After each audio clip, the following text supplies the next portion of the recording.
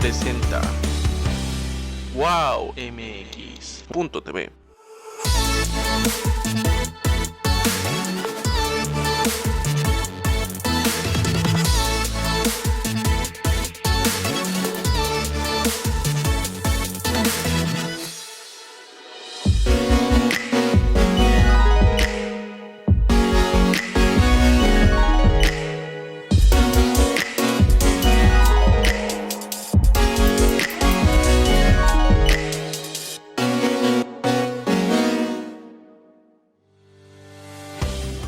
Buenas tardes amigos de tus propias palabras, soy Alejandro Ruiz y el día de hoy vamos a tener un programa sumamente interesante porque vamos a hablar de un tema que está de moda y realmente va a tener una importancia suprema en los siguientes meses, que es cuestión de energía. Y en este sentido, en principio saludo a una gran amiga y co-conductora de este programa, Tere de la Concha. Tere, gracias por participar y gracias por estar con nosotros. Gracias, muy amable. Y por el otro lado, ahora sí, nuestro experto, nuestro máster en energía, ustedes lo conocen, ha estado varias veces con nosotros y sobre todo nos va a comentar de qué es lo que está pasando en esta materia en México. Víctor Ramírez. Víctor, gracias por estar aquí. Hola, muy buenas tardes. Al contrario, muchas gracias por la invitación. Es un gusto estar contigo, con ustedes. Sí, yo sé que estás nervioso, tú relájate, no te va a pasar absolutamente nada y mejor platícanos. ¿Qué hay de energía en estos momentos en México? ¿Qué podemos hablar de todo lo que viene y sobre todo de todo lo que ha pasado desde hace 3 años para acá? Platícanos, por favor. Te voy a decir que estoy viendo, y justo antes de entrar al aire con ustedes leía la columna de mi amigo Luis Carriles, que se llama Aguas Profundas, y en el que anuncia que viene el rescate de Tula, de la refinería, lo cual tiene implicaciones eléctricas también, porque significaría dejar de producir combustible y dejar de mandarlo a la propia termoeléctrica que está al lado de la refinería.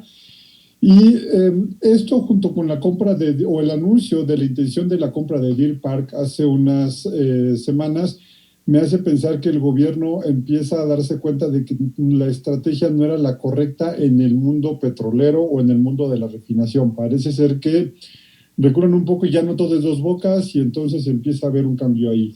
Pero la parte preocupante es que no hay cambio en el sector eléctrico y al contrario hay una radicalización en la parte eléctrica. El presidente mandó una iniciativa en febrero que se aprobó a principios de marzo y que está detenida en tribunales. ¿Y por qué? Pues básicamente porque no es constitucional, no es acorde a lo que dicta la Constitución. Y entonces el presidente ahora dice, bueno, si no es constitucional, en lugar de corregir esto, corrijo la Constitución para que diga lo que yo quiero que diga. Entonces, pues es lo que parece ser que viene a hacer esto que tuve el gusto de bautizar como ley combustóleo, hacerlo ahora constitucional, cosa que no es fácil, tiene un camino complejo para que se lleve a cabo y que además también tiene algunos problemas de compatibilidad con tratados internacionales que el Estado mexicano ha firmado. Pero bueno, creo que vamos a adentrarnos un poco más en ello en los siguientes días, pero y finalmente la parte es que viene el verano, no se construyó nada en los últimos 2 años. El último año no tuvimos apagones mayores en el verano porque la demanda de energía eléctrica bajó por lo mismo de la pandemia y el encierro, pero parece ser que ahora sí viene un incremento en la demanda eléctrica y pues ya Texas dijo que puede tener problemas, ERCOT. Ahora no duden que el Sistema Interconectado Nacional, Baja California Sur, empiecen a darnos algunos dolores de cabeza pues por falta de capacidad de generación, aunque diga la Secretaría de Energía que hay un exceso de generación, ¿no? Eso es algo interesante y te pregunto nada más, en materia energética, ¿en qué lugar está México realmente? ¿Tiene hoy por hoy la capacidad de autoabastecerse en todos sus requerimientos? ¿O qué es lo que va a pasar ante la falta de insumos y de energía propia? Ok, lo primero es, producimos el petróleo que con un buen sistema de refinación podría alcanzar para autoabastecerse en el mercado de combustibles. Sí, el problema es que el estado de nuestro sistema de refinación no es el óptimo, requiere inversiones millonarias para poder mantenerlo en una operación adecuada sin generar combustibles que no debería haber. como el combustible, que no es un combustible, en realidad es un residuo, es como quemar la basura de la refinación para generar energía eléctrica. La segunda parte es que se adquirió, o bueno, está en proceso de adquisición una refinería, porque todavía no se ha aprobado, una refinería en Estados Unidos que garantiza que Pemex tenga la capacidad suficiente de refinación de crudo maya, que es lo que más tenemos y que es de muy mala calidad y que por eso necesitamos una refinería como Deer Park. Pero el propio Sistema Nacional de Refinación no tiene como en este momento darnos todos los combustibles que necesitamos, y no es un asunto ni de neoliberales, ni de conservadores, ni de nada, sino que se construyó el Sistema Nacional de Refinación para un tipo de crudo que había en ese momento, y la naturaleza ya no nos dio ese tipo de crudo, nos dio un crudo pesado, y entonces ahora las condiciones cambiaron. Digamos que nos acostumbramos a que nuestro sistema tomara atole rebajado y ahora nos mandan atole con mucha masa y pues nos indigesta, ¿no? Entonces, pues eso es más o menos lo que pasa con el sistema de refinación, para explicarlo a los no técnicos. Y es en la parte de combustibles. Y en la parte de electricidad, tenemos un problema de que los recursos económicos del Estado mexicano son finitos y no alcanzaban del todo para modernizar la capacidad de refinación que tenía Petróleos Mexicanos, Comisión Federal de Electricidad, y entonces, y además las condiciones tal vez sindicales o tal vez políticas no permitían que CFE como monopolio tuviera la capacidad de darle energía a costos competitivos. Entonces hubo desde los 90 entradas de privados, que además se disparó a partir del 2013, que ofrecían no solamente complementar lo que ya había de capacidad instalada de CFE, sino ofrecerlo a costos, en algunos casos muchísimo más bajos, dramáticamente más bajos. Y lo que tenemos ahora es un bloqueo a estas inversiones para supuestamente volver a invertir en CFE, pero sin dinero del Estado. O sea, eso es algo muy curioso. Quieren invertir, pero no hay de dónde sacar el dinero, ¿no? Y como insisto, los recursos son finitos, y pues creo que vamos a empezar a tener problemas conforme no hay un cambio real en la política. Insisto que parece ser que ya en el asunto de refinación, de midstream, ya parece que hay un cambio en la estrategia de Pemex. Se está bloqueando, por otro lado, los privados en la última parte de la cadena. Y en la parte eléctrica yo creo que sí vamos a sufrir, porque además tenemos compromisos internacionales en materia de cambio climático que no vamos a poder cumplir, ¿no? Ok, Tere, no sé si quieras comentar ahorita algo. A mí me ha llamado la atención, por ejemplo, lo que he estado leyendo de la nueva refinería, entre comillas, que se compró, porque pues no se compró el resto, el 50% restante. Y lo que he oído, sí, que esta, número uno, va a salir más barata que lo que se está gastando en Dos Bocas. Eso es algo que leí por ahí. Pero también a la vez dicen que es un mal negocio, porque estas refinerías, este tipo de refinerías ya van de salida, que si no, no lo hubiera vendido y que lo vendió. Y luego, por otro lado, me llama la atención el apoyo que se le quiere dar a CFE, y se nos está olvidando todo lo de las energías limpias, que son más baratas, y que CFE no invierte en energías limpias. Primero, creo que vale la pena poner en contexto lo que estábamos hablando de Deer Park. Tienes toda la razón del mundo. Primero, era mejor comprar una refinería como Deer Park que empezar a hacer Dos Bocas 1000 veces mejor. ¿Por qué? Para empezar, porque una ya está, entonces al otro día de que lograste la compra, la puedes echar a andar. La otra te vas a tardar años si es que la terminas, y te vas a tardar también un tiempo en estabilizar procesos, en muchas cosas. No es como que enchilame otra, ¿no? Esa es la primera parte. ¿A qué se refieren con el asunto de que es un mal negocio? En realidad, Deer Park, como toda la industria de la refinación en Texas, el año pasado tuvo un momento de crisis en las que el margen de cracking, las ganancias eran muy, muy apretadas por la propia pandemia, el encierro, bajó la demanda. Entonces hubo ahí un problema, digamos, de crisis. Deer Park los últimos 2 años tuvo pérdidas, 2019 y 2020, no tuvo ganancias. pero bueno, todo el sistema nacional de refinación en México tiene pérdidas. Creo que tiene lógica desde el punto de vista de que es una refinería hecha para crudo pesado y que garantizas que el crudo que saca Pemex lo puedes refinar. Desde ese punto de vista creo que es mejor decisión y tiene cierta, digamos que lógica adquirirla. La otra es una visión mucho más global y con la que yo coincido. Shell no pensaba vender Deer Park, hay que ser claros, pero sí estaba, en los últimos meses ha vendido otras dos refinerías y a un precio que cuando se compara con lo que se pagó por Deer Park fue menos de la mitad en lo que vendió la capacidad de refinación de las otras dos refinerías. Entonces, ¿por qué está vendiendo Shell las refinerías? Porque cada vez son menos negocio y porque además las restricciones ambientales, justo días después de que anunciara la venta de Deer Park, un juez en Países Bajos, que es de donde es originario Shell, le ordenó a Shell disminuir por ahí del 50% sus emisiones. Entonces, con una visión global, no es tan buen negocio y te puede generar muchos problemas. Y si la vas a empezar a operar como operan las refinerías en México, vas a empezar a tener todavía problemas más serios con la EPA y con el gobierno norteamericano.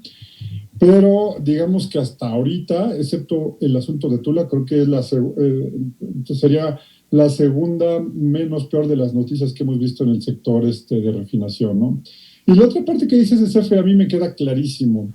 Creo que los medios de comunicación están teniendo ahorita un cambio. En los últimos 2 días que he tenido entrevistas me dijeron, a ver, primero explícanos por qué está mal lo que propone el presidente y luego me dicen, dime entonces cómo sí se pueden hacer las cosas.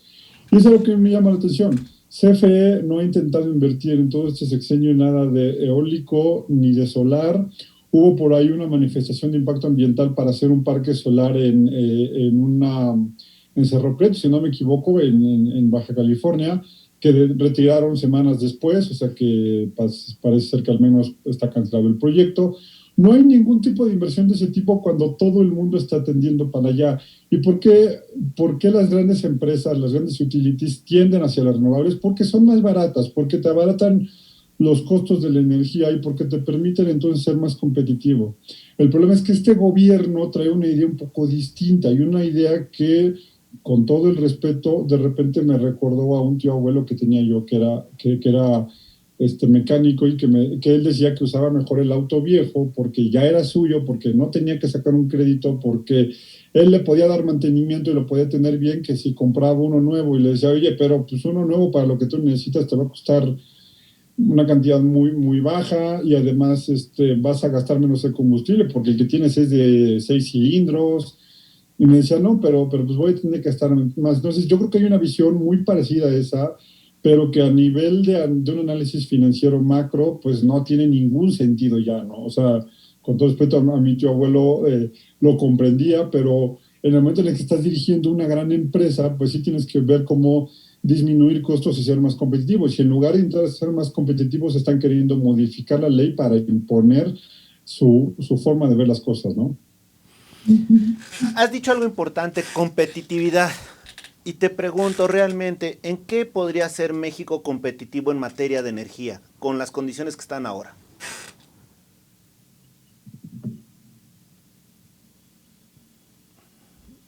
No sé si se escuchó. Ok, la pregunta es ¿en qué? ¿En qué podríamos ser competitivos en estos momentos en las condiciones que estamos ahora en materia energética? Realmente competitivos.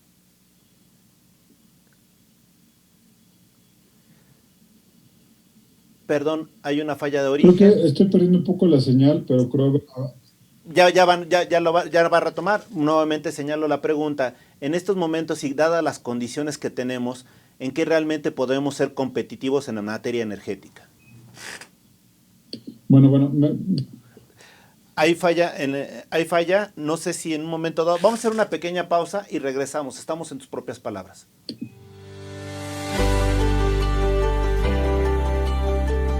wowmx.tv wowmx.tv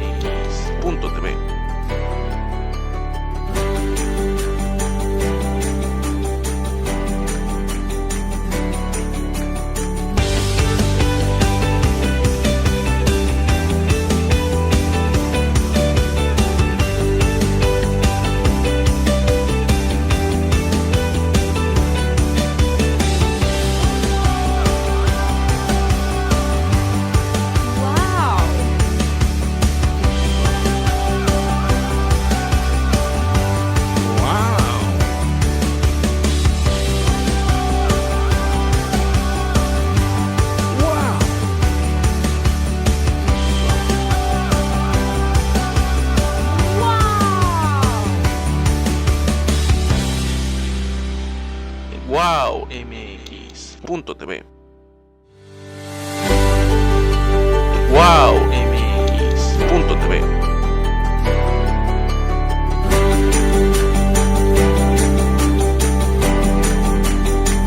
¡Wow! ¡Wow!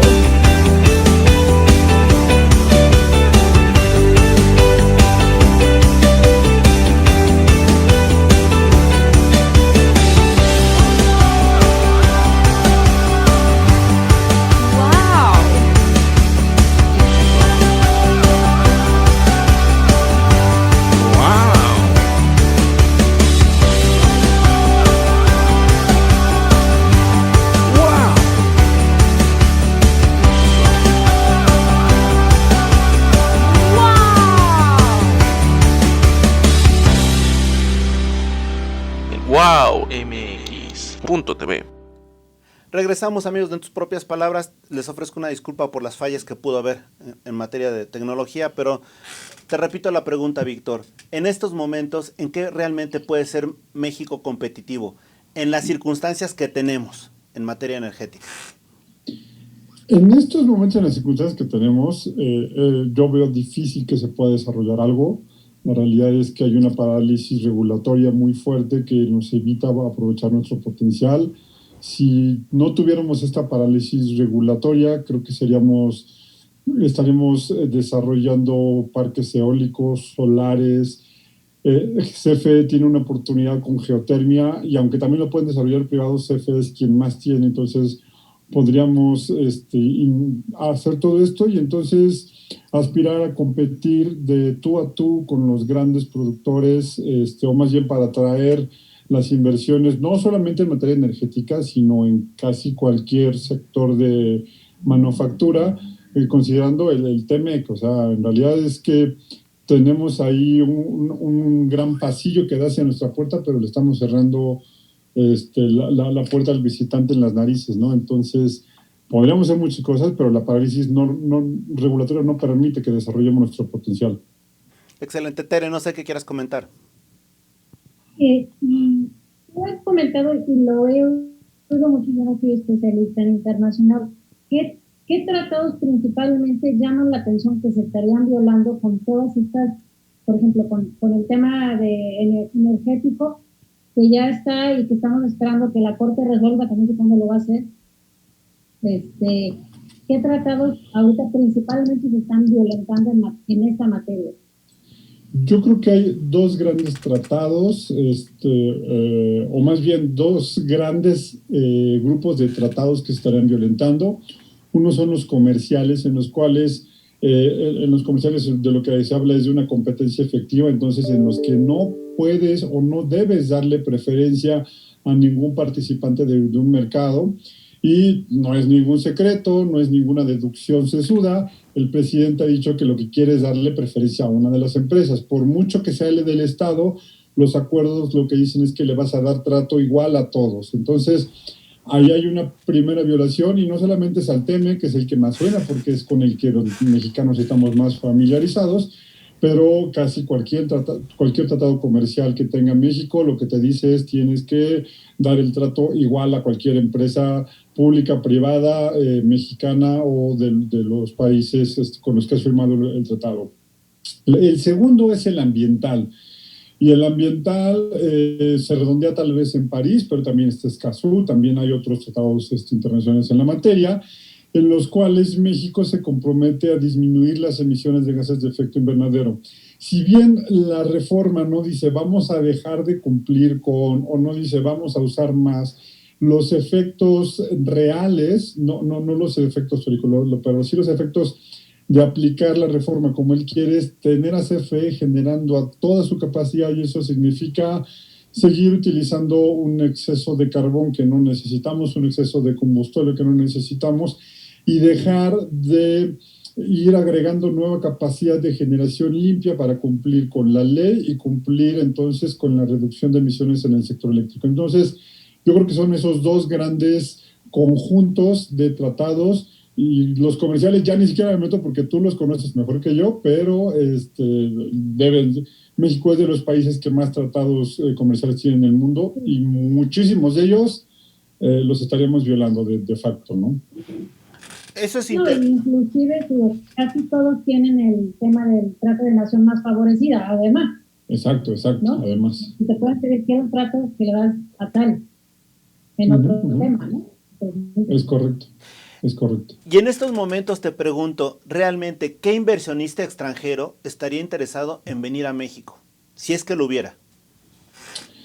Yo sí creo que lo haya. Desafortunadamente no creo que sea la inversión que México necesite. ¿A qué me refiero? La ley de la industria eléctrica, la reforma de la ley de la industria eléctrica, permítame, pero para facilitar la explicación le voy a llamar a la ley combustóleo. Pero bueno, la ley combustóleo lo que hizo fue darle unas facultades al director, o bueno, a la CFE, para firmar un tipo de contratos y que esos contratos o los generadores de esos contratos tengan un trato preferencial. El problema es que no estableció un mecanismo claro, transparente de asignación de estos contratos.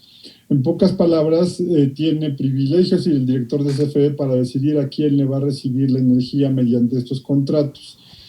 ¿Qué inversionista podría estar interesado en venir a México? Aquel inversionista que no le interesa ser competitivo, no le interesa ofrecer su mejor tecnología, sino que está interesado a la antigüita en llegar, hablarle bonito al director de CFE y convencerlo de que le dé un contrato de cobertura con entrega física y que gracias a ese pues va a entregar energía eléctrica. En otras palabras, ¿quién va a usar las facultades discrecionales que esta reforma a la ley le dio al director de CFE? Y la verdad es que así como en todos lados, entre los empresarios también hay algunos que les gusta la corrupción, y aquel que le guste la corrupción o que le guste hacer el negocio cerquita, pues probablemente va a querer invertir o va a estar interesado en invertir en México. Pero insisto, no son las inversiones que nos gustarían. Lo que nosotros quisiéramos es que vinieran a pelearse por precio, por entregar energía más barata y no a sentarse en la mesa del director de CFE, ¿no? Wow. Tere. Y, por ejemplo, en el tema de los amparos, ya sabemos que cuando nació la ley, sobre todo el juez Juan Pablo Gómez Fierro fue el que más sonó porque fue el que dio muchísimas suspensiones. Entiendo que luego ya los amparos, no sé si estoy en lo correcto, se concentraron o ya los va a resolver la Corte. No sé, ese tema, por ejemplo, a mí me llama la atención.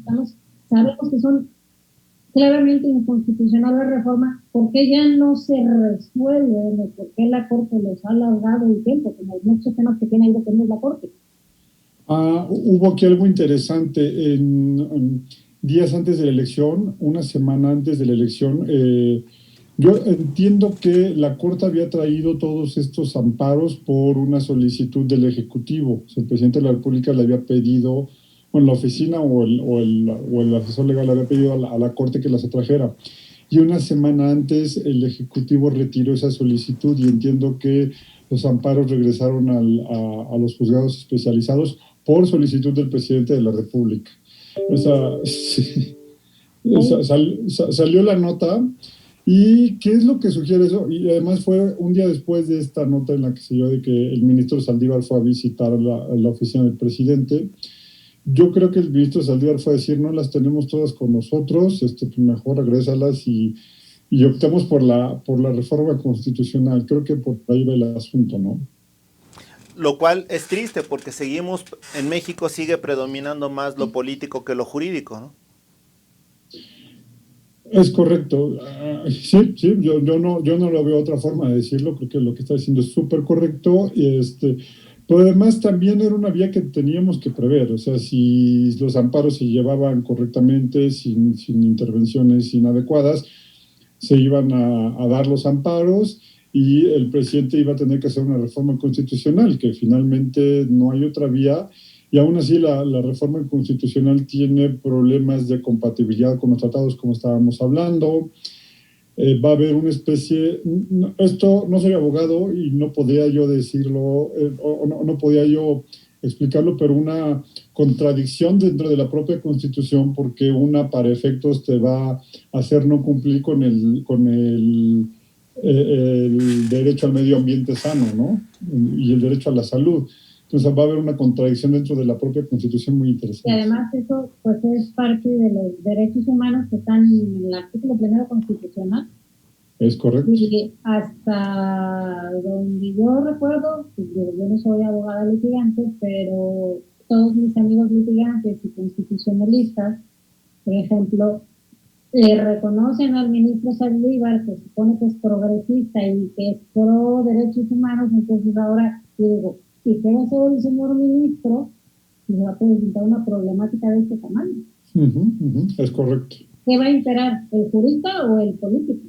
O sea, bueno, afortunadamente hay más ministros y yo creo que terminará imperando la ley. Espero que así sea. No, pero es que fíjate que hoy por hoy, en las circunstancias que tenía el actual presidente, tenía todo a favor en el Congreso. Ahora, a partir de las elecciones y de darse el 1 de septiembre el cambio, realmente va a ser muy difícil que vuelva a tener esta mayoría absoluta que tenía. Y entonces, muchas de las modificaciones que prevé, ya no sé hacia dónde van a ir. Hacia el cesto de basura y entonces mantener como están las cosas, o realmente va a haber tanta negociación vía de hecho, vía de derecho. No sé cómo vayan a hacer para tratar de modificar en materia energética la Constitución en México y obviamente las leyes que de ella emanan, ¿no? Yo quisiera irme muchísimo más atrás, y es una historia que ya he contado a veces en medios, pero a mí me gusta retomarla porque te refleja la contradicción enorme que tiene este gobierno. Después de la elección de 2018 me entrevistó, no recuerdo, algún periodista de un medio nacional y me decía, ¿qué crees que pasa en el sector eléctrico? Y yo le decía, y lo decía muy honestamente, el presidente necesita liberar recursos fiscales, o sea, necesita más dinero y eso significa no mandarle dinero a CFE. El presidente necesita bajar el costo de la energía eléctrica. ¿Eso qué quiere decir? Pues que necesitas unas fuentes de energía más baratas que CFE, que no es la más barata. Y el presidente necesita inversión para generar empleos. Si yo fuera el presidente, con las promesas que él mismo hizo, yo lo que estaría haciendo sería aplicar la reforma eléctrica en sus términos, seguir haciendo muchísimas subastas para bajar el costo de la energía de forma dramática, ser incluso más agresivo con subastas para también atraer inversión privada y poder presumir generación de empleos, y no necesitar invertirle un peso a CFE para que esa energía se garantice. Entonces libero recursos fiscales y cumplo con dos promesas más, ¿no? Y esos recursos fiscales los podría aplicar en los programas sociales que yo quiera y mande. Entonces, para mí no tenía ninguna lógica cancelar de facto la reforma eléctrica, sino que seguirla. Entonces, ahora lo que hay en realidad no es un asunto de que vaya a bajar el costo de la energía, en realidad es mantener un control y tener controlado el mercado mediante una sola empresa que es CFE, y viene todo esto. ¿Qué es lo que viene? Yo muchas veces cuando hago el análisis de lo que puede venir en reformas constitucionales, siempre le recuerdo a la gente que lo único que cambió fue la Cámara de Diputados, no el Senado, y requiere 2/3 partes para modificar. La gran revisora, la que paró muchas cosas en la primera mitad del sexenio o en la legislatura que todavía no ha terminado, terminará el último día de agosto, quien paró todo quien paró más cosas y quien tuvo un debate más fuerte para reformas constitucionales fue el Senado, no la Cámara de Diputados.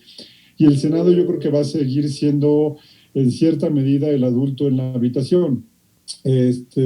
Ahora, se complica un poco por algunos asuntos constitucionales también en Cámara de Diputados, sí, pero finalmente si tampoco va a pasar en el Senado, de nada te va a servir tener mayoría calificada en la Cámara de Diputados porque no lo vas a lograr, ¿no? Wow, o sea, realmente te pregunto, ¿qué va a pasar en materia legislativa distinto de lo que ya conocemos hoy? Yo no creo que haya mucho cambio. Estaba leyendo por la mañana un par de columnas en las que hablaban de que vendrán presiones de parte de toda la presión del Estado, de la Unidad de Inteligencia Financiera, de Hacienda, para intentar conseguir los votos para la mayoría calificada con los diputados, pero insisto en que recordemos que el gran freno acá no fue el bloque en diputados, sino fue el bloque en senadores. Yo esperaría que no hubiera cambios, que la oposición se mantenga unida en el Senado de la República y siga frenando estas reformas constitucionales, porque además, por ejemplo, en materia eléctrica, si le damos vuelta al asunto, hacemos uso de nuestra soberanía y violamos los tratados internacionales, el caldo nos va a salir muchísimo más caro que las pocas albóndigas, y que no sé si vamos a poder comer albóndigas, de hecho. Wow. Tere, ¿qué quieres comentar? Pues a mí, digo, me sigue preocupando lo que decías. Yo oí mucho lo del tema de la presión que puede venir del Ejecutivo, y luego ya vimos que en cuanto pasaron las elecciones, el presidente como que le empezó a coquetear al PRI, que oímos la contestación también que ya hicieron, creo que Alejandro Moreno, y me parece que Beatriz Paredes, de que no van a autorizar reformas a capricho del Ejecutivo, que entiéndase que sean inconstitucionales, o es como yo lo quiero ver.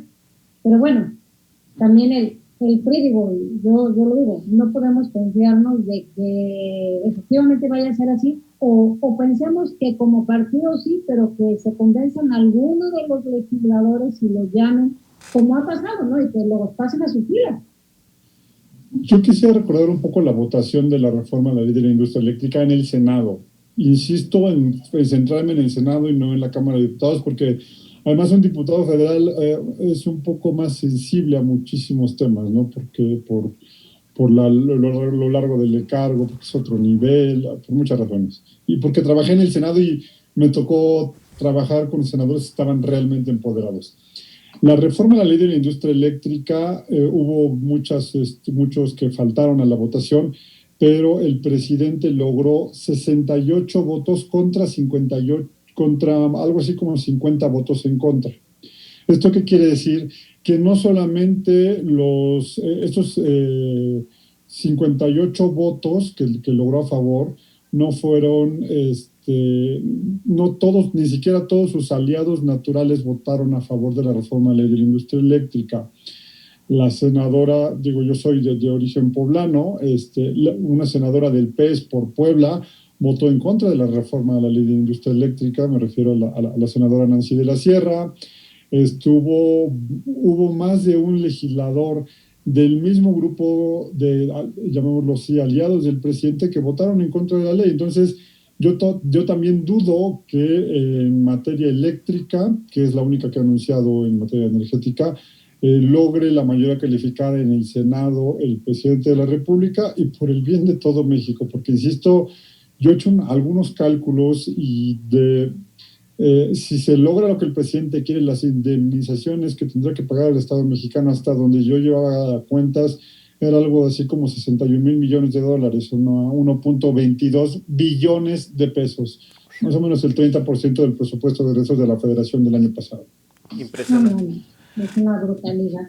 Claro. Oye, nada más una pregunta, Víctor. Realmente, en tu opinión, así como experto, ¿realmente necesitamos Dos Bocas? Ese balneario, que para muchos es eso, balneario. No, yo creo que no necesitamos Dos Bocas, y el mejor ejemplo fue Deer Park. O sea, si lo que quieres es ser el dueño de los fierros en los que vas a procesar tu crudo, podrías estar comprando refinerías a costos muchísimo más bajos y que mañana van a estar refinando, y no construir Dos Bocas.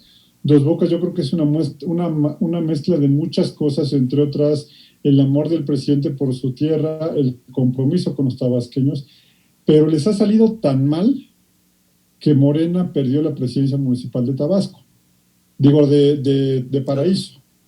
¿Eso qué quiere decir? Que la gente de Paraíso, los habitantes de la zona donde se está construyendo la refinería, no están nada contentos con lo que está pasando en Paraíso.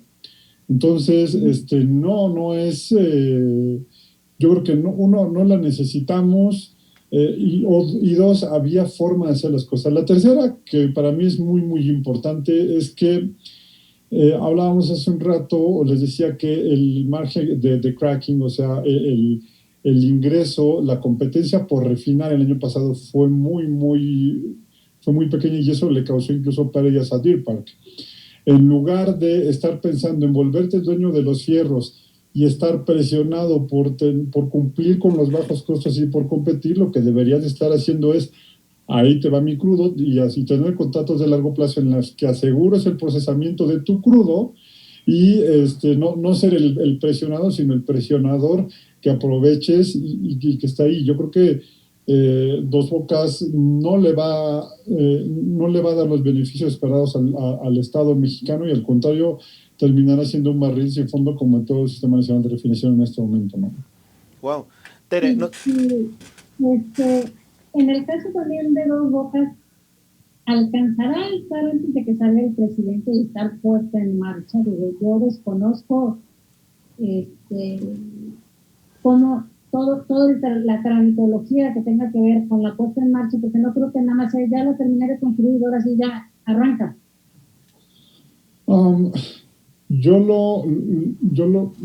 Me gustaría intentar explicarlo con de una forma muy didáctica.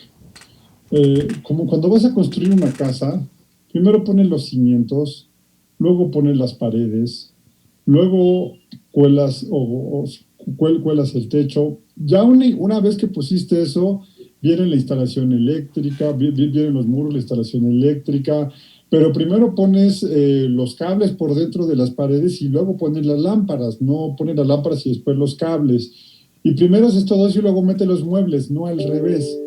El problema de esto es que quisieron hacer lo que ellos le llaman un desarrollo, una construcción acelerada, y hay un desorden fuerte y el desorden te puede traer problemas logísticos.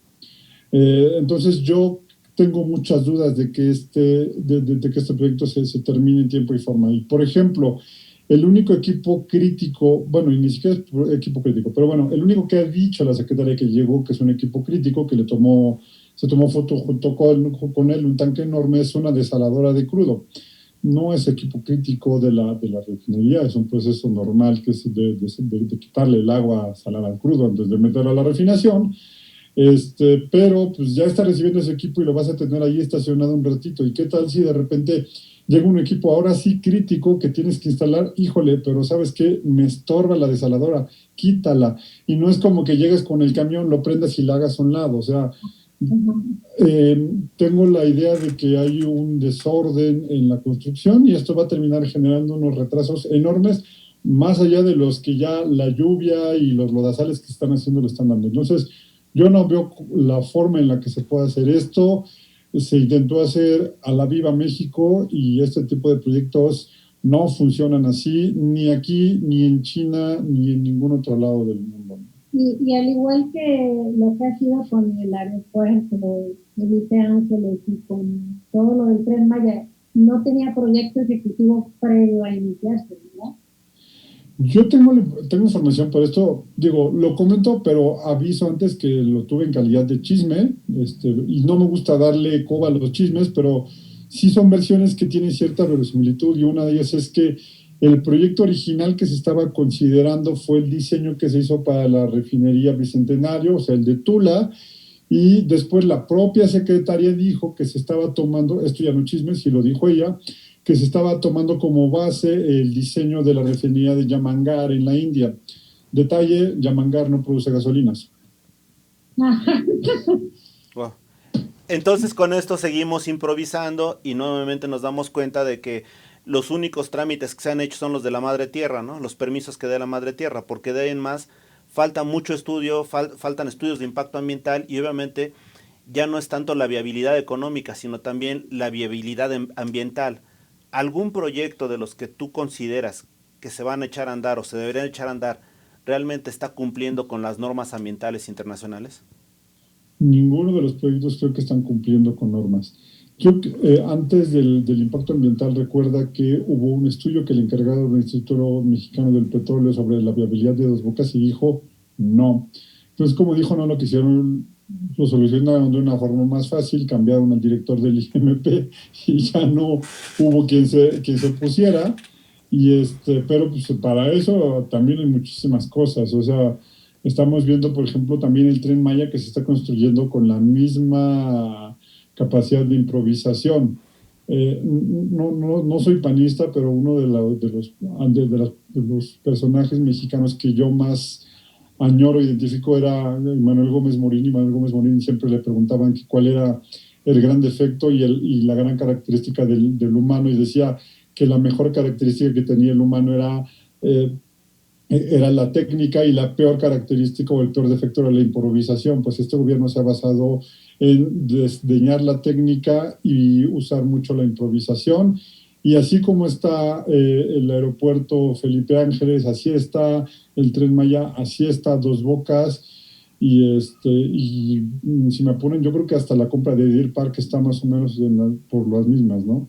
Aunque tal vez sea una decisión menos mal tomada. Mira, tan solo ve desafortunadamente lo que pasó en la línea 12, ¿no? ¿Cuánto tiempo tuvieron para analizarla, para estudiarla, para hacer toda la trimitología? Y desafortunadamente se desploma. Si eso que tuvieron tiempo pasó, ahora en estas que están improvisando, ¿qué es lo que puede pasar, no? Y a mí me gustaría, porque mucha gente dice que es un asunto de tecnología y de la época, yo digo que no, o sea, no es así. Las cosas se pueden hacer bien, y un ejemplo de que las cosas se pueden hacer bien es que tenemos un tren suburbano que trabaja perfectamente, que jamás he escuchado que se descarrile ni que tenga problemas operativos el tren suburbano, y que se hizo más o menos al mismo tiempo que la línea 12 y que ya tuvo consecuencias fatales, ¿no?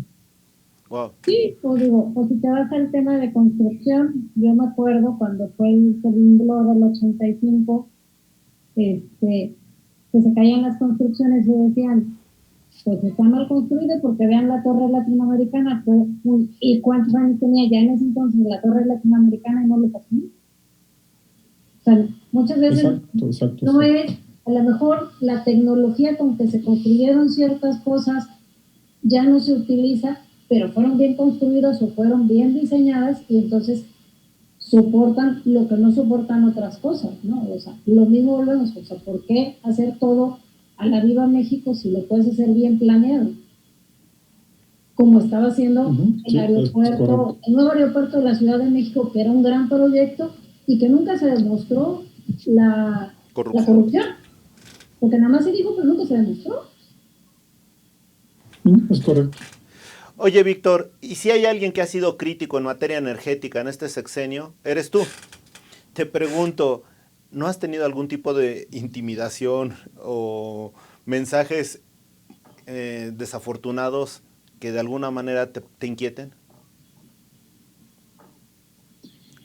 Hubo un momento complejo en el que, de hecho, tuve que cambiar de trabajo, pero no voy a comentar mucho al respecto, pero hubo un momento más curioso que viví, y sí me gusta contarlo.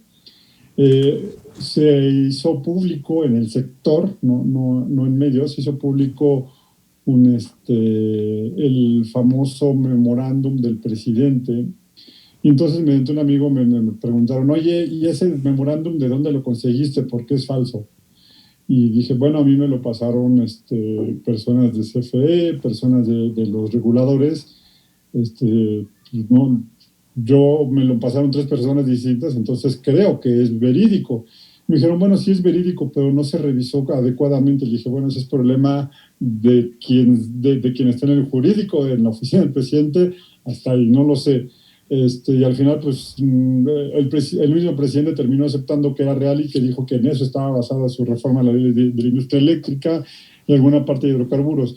Pero probablemente, a mí lo que me ha pasado mucho en redes sociales sí es que llega una cantidad de bots impresionantes a atacarte, pero pues tienes que desarrollar una piel que los cocodrilos les daría envidia, ¿no? Y empezar a ignorar, y las redes sociales te dan esa característica de poder silenciar y tú seguir platicando con la gente con la que creo que puedes construir algo interesante, porque también puedes construir, ¿no? A partir de ahí.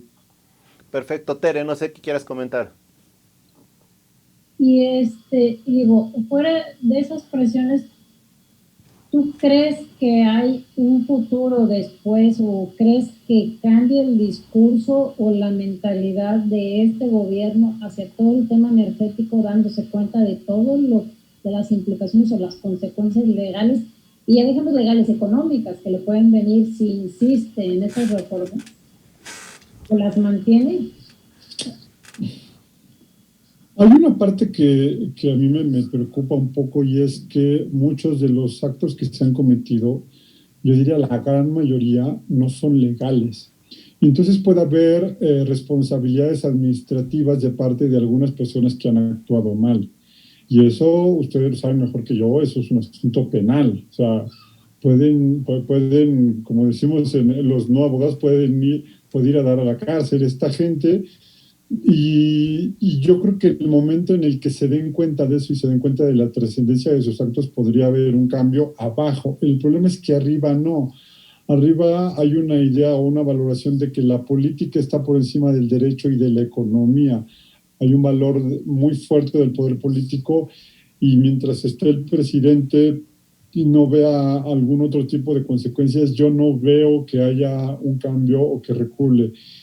Pero también creo que la segunda parte del sexenio es la menos poderosa de todo presidente, y que en ese orden de ideas lo que tenemos que ir haciendo, esto es algo que dijo Macario Schettino y que yo cada vez estoy más convencido, no ignorar del todo al presidente, sí ver lo que está pasando, no podemos ignorar el presente, pero tenemos que trabajar más en construir el futuro, en decir cómo sí podemos tener energía cada vez más barata, asequible, más limpia, y cómo podemos satisfacer las necesidades de los mexicanos, y cómo podemos ser competitivos en el mundo gracias al uso de energía más barata y limpia, y creo que es donde tenemos que concentrarnos.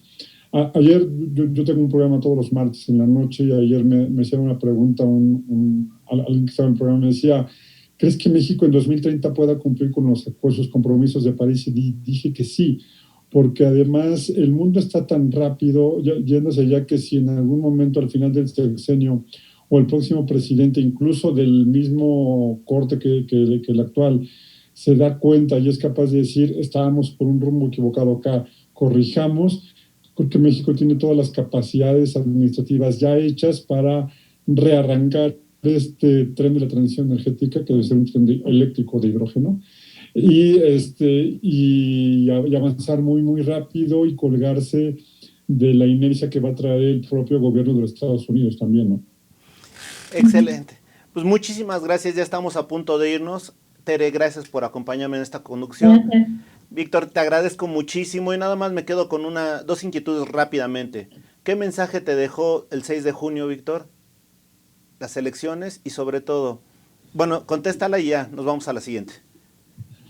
Ok, ¿qué mensaje me dejó? Que necesitamos hacer que la gente voltee a ver a la política, que tenemos que politizar todo en el buen sentido de la palabra, no necesariamente partidizarlo, sino politizarlo, y en la medida en la que más mexicanos nos involucremos en la cosa pública, mejor le va a ir a este país. Y un ejemplo es que pues, mientras más se participaba en la Ciudad de México, más había diversidad y más se fortaleció la oposición. Creo que para mí ese es el gran mensaje. Y la última pregunta, la típica de este programa, en tus propias palabras, Víctor, ¿quién eres? ¿Quién soy? Soy Víctor Ramírez, un apasionado de la energía, un traductor de la energía, si me permites decirlo. La energía es un asunto muy técnico. Yo no me considero un experto, sino una persona que ha sido capaz de traducir lo que está sucediendo, lo complejo del sector energético, en palabras que todo el mundo entienda, y un consultor especializado en ello, y alguien que ama profundamente a su país, que no quiero que suene con tintes religiosos, pero que ama a su prójimo y que busca lo mejor para su prójimo y obviamente para su país. Bueno, muchísimas gracias, Tere, muchísimas gracias, Víctor. Gracias. Gracias, Víctor, gracias, Tere. Muchas gracias. Esto ha sido En tus propias palabras. Hasta la próxima. wowmx.tv